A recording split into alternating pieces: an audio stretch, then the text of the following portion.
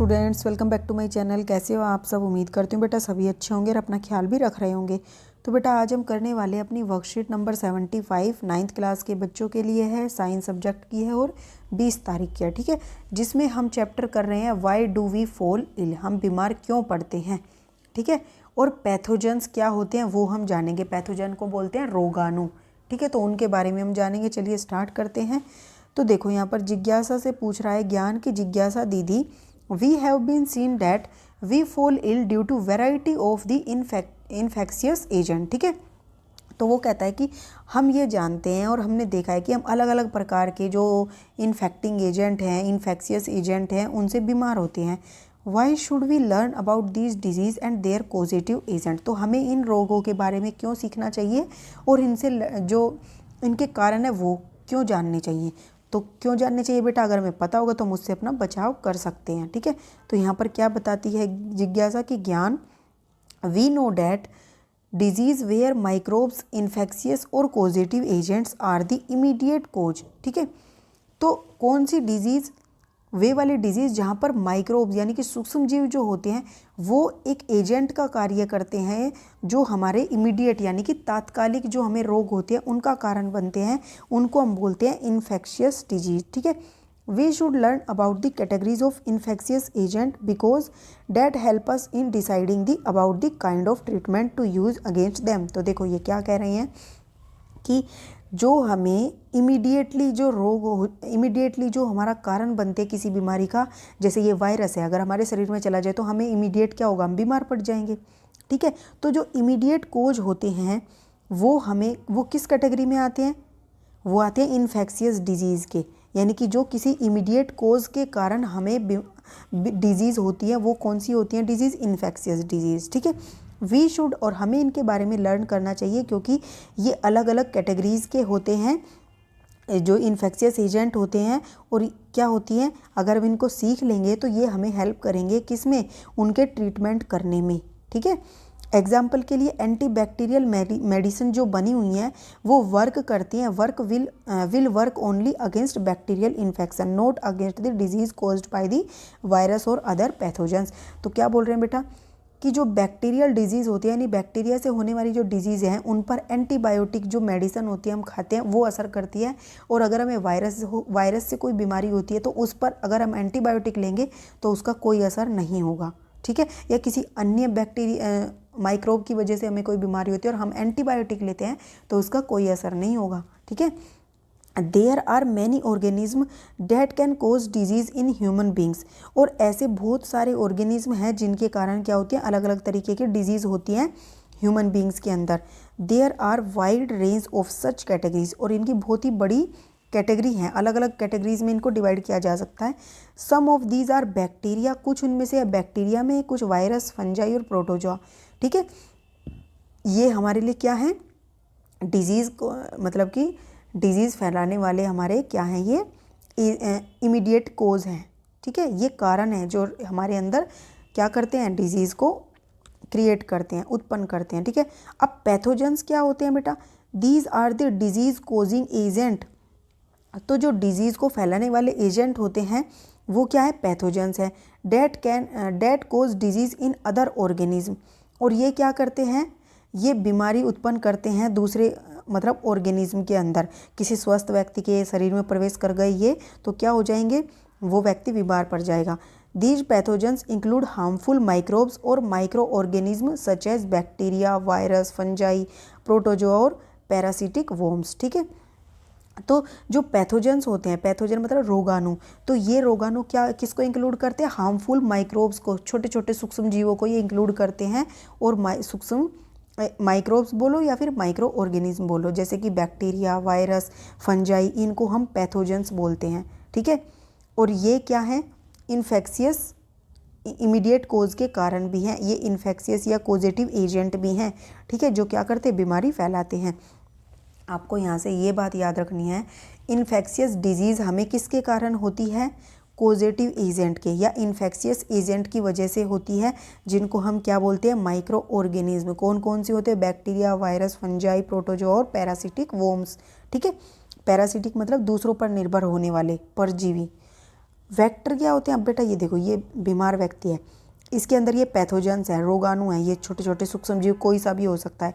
अब इससे किसी अन्य व्यक्ति तक कैसे जाएंगे? यहाँ तक पहुँचाने के जो कारक होते हैं उनको बोलते हैं वेक्टर। ठीक है, क्योंकि यहाँ से अपने आप उठ के तो जाएंगे नहीं, किसी के थ्रू जाएंगे, तो जिसके थ्रू वो जाते हैं वो कहलाते हैं वेक्टर। तो vectors are those organism that carry a pathogen from the host, यानी कि जिसके अंदर वो होते हैं वहाँ से उठा के लेके जाते हैं टू द रिसिपिएंट, यानी कि जिसके हेल्दी शरीर के अंदर पहुँचा देते हैं। मॉस्किटो जो मच्छर होते हैं किसी बीमार व्यक्ति को पहले काटेंगे फिर दूसरे व्यक्ति को काटेंगे। रैट हो गए, डॉग हो गए, मंकी बंदर से काटने से, कुत्ते के काटने से, या चूहे के या फ्लाई मक्खियों के खाने वाने पर बैठने से, ये क्या करते हैं? किसी गंदी जगह पर बैठते हैं और फिर दूसरी स्वच्छ व्यक्ति के शरीर पर बैठ के उसको बीमार कर देते हैं। डेट कैरी इन्फेक्शियस डिजीज़, और रेबीज़ जो है वो is a vector borne disease. जो रेबीज़ की बीमारी है बेटा वो वेक्टर बोर्न डिसीज है, यानी कि कुत्ते बिल्ली बंदर के बिल्ली नहीं, कुत्ते या बंदर के काटने से हमें ये होती है बीमारी। ठीक है, अगर उस कुत्ते को कोई ना कोई इस तरीके का क्या नाम है माइक्रो ऑर्गेनिज्म उसके अंदर होगा, वो काटेगा तो हमारे अंदर भी वो आ जाएगा।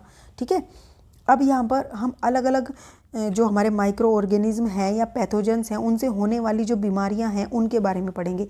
Disease caused by the bacteria, disease caused by virus, और डिजीज़ कोज्ड बाय प्रोटोजोआ, और disease caused by parasitic form, और डिजीज़ कोज्ड बाय फंजाई। तो इन पांचों के द्वारा जो फैलती हैं उनके बारे में हम जानेंगे।